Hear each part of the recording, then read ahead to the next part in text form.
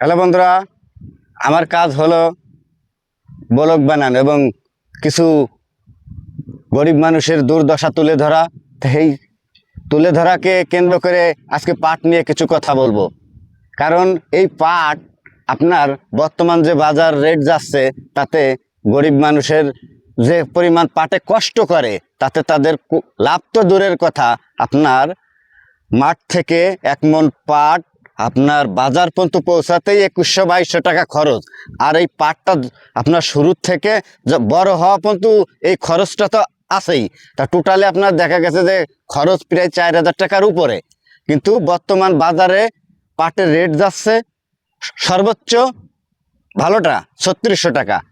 আপনার কিছুদিন আগেও 4300-4400 টাকা ছিল, কিন্তু এটা এখন একেবারে এমন পর্যায়ে নামে আইছে যে আপনার 3600 টাকা। তা আপনার দেখা গেছে যে 1 মণ পাটে একটা কৃষকের 400-500 টাকা লস। আর সে যেই 3-4 মাস ধরে পরিশ্রম করলো, তার লাভটা কোথায়? এবং টাকাও ইনভেস্ট করলো, দেখেন যে তার অবস্থাটা কোথায়। তা এই কারণে আমি সরকার এবং যারা দায়িত্বশীল দেশের আছেন তাদেরকে অনুরোধ করব, এই কৃষকদের পাশে দাঁড়ান। না হলে এই পাট এক সময় দেশ থেকে বিলুপ্ত হয়ে যাবে।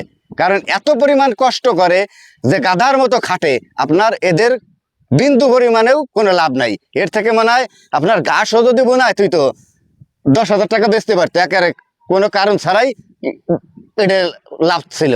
কিন্তু গাধার মতো পরিশ্রম করার পরেও কৃষকরা পাটের ন্যায্য মূল্য পাচ্ছে না। তাই অনুরোধ করবো আমি, দায়িত্বশীল দেশের যারা আছেন তারাই কৃষকদের পাশে দাঁড়ান। কারণ এরা যে পরিমাণ কষ্ট করে, একে 10 বছরের হায়াত এমনিতেই কমে যায়। কৃষকের বুদ্ধি হচ্ছে